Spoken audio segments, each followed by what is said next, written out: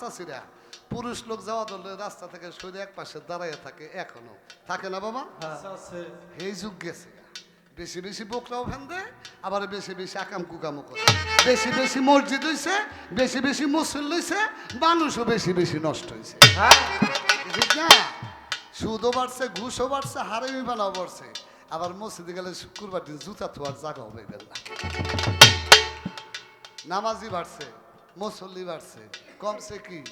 কমছে হলো ইমানদার, ইমান হারা হয়ে গেছে মানুষ। তাই আমার বড় বীর আব্দুল কাদের জিলানীর মা জননী যখন ভিক্ষা দিতে গেছে, এই হাতটা দিয়ে যখন ভিক্ষা দিতে গেছে, ভিখারি ছিল কামুক, লোভী, খারাপ, দুশ্চরিত্র। ওই ভিখারি চেয়ে দেখে বাড়ির মধ্যে কোনো মানুষ নেই, একা। এই হাতটা বাইর করার সাথে সাথে হাতের রূপ দেখে ভিখারির মন খারাপ হয়ে গেছে। ওই যে কাম নামক একটা রিপু আছে ভিতরে, এটা জাগরিত হয়েছে। ওই ভিক্ষা না নিয়ে গাদার ঘরে গাদায়, মানুষ তো চিনে নেই, থাবা দিয়ে আমার বড় বীর আব্দুল কাদের জিলানীর মায়ের হাত ধরেছে। হাত ধরার সাথে সাথে আমার বড় বীর আব্দুল কাদের জিলানী চাইয়া দেখে চতুর্দিকে কোনো মানুষ নাই, সে বুঝতে পারছে ভিখারির মনের কুমগ্ন। আমার বড় বীর আব্দুল কাদের জিলানী তখন সাথে সাথে আমার আল্লাহকে বলে, আল্লাহ গো, এই জগতে এই মুহূর্তে এই দুঃখিনী তুমি ছাড়া তো আর কেউ নাই, একমাত্র তুমি আমার ভরসা, তুমি পারো আমার ইজ্জত মান ইজ্জত রক্ষা করতে। আল্লাহ, তুমি ছাড়া এই জগতে আমার কেউ নেই, এই মুহূর্তে যদি তুমি আমাকে সাহায্য না করো, মনে হয় ভিখারির হাতে আমার ইজ্জত চলে যাবে। আমার বড় বীর আব্দুল কাদের জিলানী ছিল মায়ের গর্ভে। আমার বড় বীর আব্দুল কাদের জিলানীর মায়ের গর্ভ থেকে সাথে সাথে বায়ুর রূপ ধরে মায়ের নাসিকা দ্বারা বাহিরে চলে এসেছে। দেখেন মায়ের ইজ্জত রক্ষা করে কেমনি। আমার আকাশ জন ভাইয়ের একটা গান আছে, কি জানো ইব্রাহিম ভাই? আমার বড় পীরে একদিন বড় পীরে মায়ের ইজ্জত রক্ষা করে। আমার বড় পীরে মায়ের উদর হতে বাহির হইয়া মায়ের ইজ্জত রক্ষা করে। আমার বড় পীরে যখন ওই বাড়ির মধ্যে ভিখারি ধরছে, আমার বড় পীর আব্দুল কাদের জিলানী নাসিকা দিয়া বায়ু রূপে বের হয়ে বাইরে একটা বাঘের রূপ ধরছে। বাঘ চিনেন না? ওই বাঘের রূপ ধরার সাথে সাথে বড় পীর আব্দুল কাদের জিলানীর মা দেখে কোনো মানুষজন নেই, একটা বাঘ। এই বাঘ দেখা হঠাৎ করে সে বেহুশ হয়ে যায়। আর বেহুশ হওয়ার সাথে সাথে আমার বড় পীর আব্দুল কাদের জিলানী বাঘ রূপ ধরে ভিখারির গাড়ের মধ্যে ধইরা একটা কামড় দিয়া কয়েকটা আছাড় মারে। সাথে সাথে ভিখারির প্রাণ দেহ থেকে চলে যায়। যখন ভিখারির প্রাণ দেহ থেকে চলে যায়, ভিখারির মৃত্যু হয়ে যায়। আমার বড় পীর আব্দুল কাদের জিলানীর মায়ের জ্ঞান ফিরে চাইয়া দেখে একটা লাশ পড়ে আছে ভিখারির, কোনো বাঘ দেখে না। আমার বড় পীর আব্দুল কাদের জিলানী আবার বাঘের রূপ ছেড়ে দিয়া বাতাস হইয়া আমার মায়ের নাসিকা দিয়া গর্ভের মধ্যে চলে যায়। জীবনে মানুষ হইয়া জন্ম নেওয়ার আগে এই যে একটা খুন করছিল, আমার আল্লাহ বলেছে মানুষ হইয়া যদি কোনো মানুষকে খুন করে, অন্যায় ভাবে কাউকে খুন করে, কাল হাসরের মাঠে আমি আল্লাহ ওর দিকে তো তাকাবই না, ওর জন্য রেখেছি আমি জাহান্নাম কঠিন শাস্তি। তার প্রশ্ন, তাহলে বড় বীর মানুষ খুন করলো, তার শাস্তি বলো না, বলবো না। কেন হবে না? আমার বড় পীর আব্দুল কাদের জিলানী বিনা দোষে কোনো মানুষ মারে নাই। তারপরে বড় পীর আব্দুল কাদের জিলানী মানুষ হয়ে কোনো মানুষ হত্যা করে নাই। কি বাবা করছে? তখন সে একটা জানোয়ারের রূপ নিয়েছে। কার রূপ? বাঘের রূপ নিয়েছে। কেন নিয়েছে? মায়ের ইজ্জত বাঁচাইবার জন্য। এই জন্য মায়ের ইজ্জত রক্ষা করার খাতিরে আমার আল্লাহ পাক বড় পীরকে মাফ করে দিবেন। সবাই বলেন সুবহানাল্লাহ। ওই যে কইছি না, হাসরে মারে বই আল্লাহ কব তোমাকে গুনাহ খাতা আমি মাফ করে দিছি।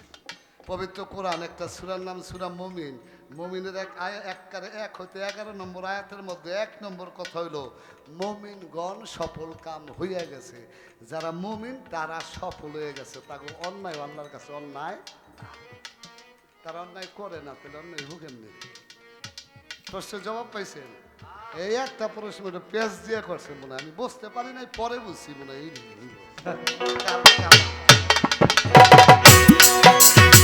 এইভাবে ধন্যবাদ।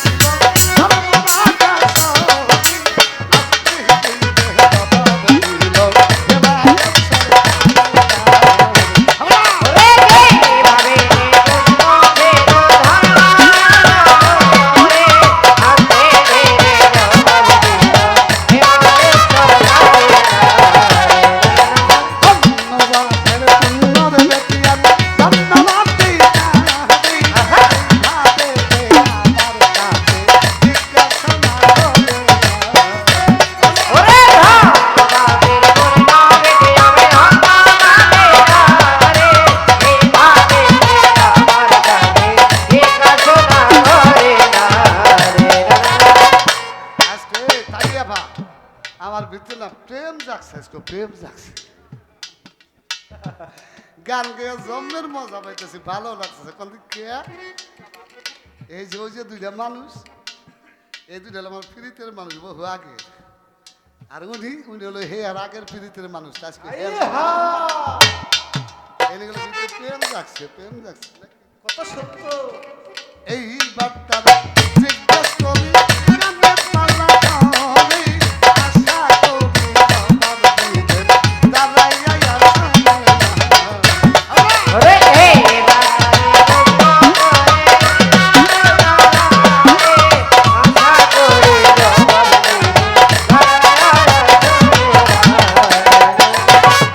গান কি ভালো লাগে না আপনার কাছে হ্যাঁ মোরা বরিশাইলা বইতে বায়না করছি না গান তো ভালো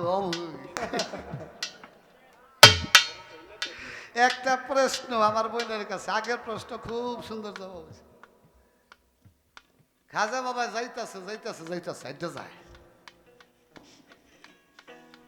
কদ্দূর যাইয়া এক বাড়িতে ঢুকছে বাড়ির মধ্যে কোনো মানুষজন একটা বুড়া মহিলা যে কয় মারে আমার এই জিনিসটা দেন তো মহিলা কয় আমার কাছে নাই তো আমার খাজায় কইলে একটু দেন তো মহিলা কয় আমার কাছে নাই তো খাজায় কয় নাই তো কয় না তো আমি নিলাম তো এ কয়ে খাজায় নিয়েছে আমার প্রশ্ন খাজা বাবাই মহিলার কাছে চাইলো যে এই জিনিসটা আমার দেন খাজায় কয় ওই মহিলা কয় আমার কাছে নাই যে নাই কইয়া বই রয়েছে আমার খাজায় নাইয়ের মধ্যে কোন লইছে সেই জায়গায় নাই হে জানে কেন জানা সম্ভব আমার প্রশ্ন ওই মহিলা কয় নাই তো খাজায় কয় দেন তো মহিলা কয় নাই তো নাই তোর মধ্যে তো কি লইল খাজা বাবা যেখানে নাই হেটার মধ্যে লইল কি আনলো এই আমার বোনের কাছে প্রশ্ন নাই তো দেন তো নিলাম তো কইয়া কি জানিল ভালো লাগে নি প্রশ্ন খুব ভালো আর আনকমন প্রশ্ন আইব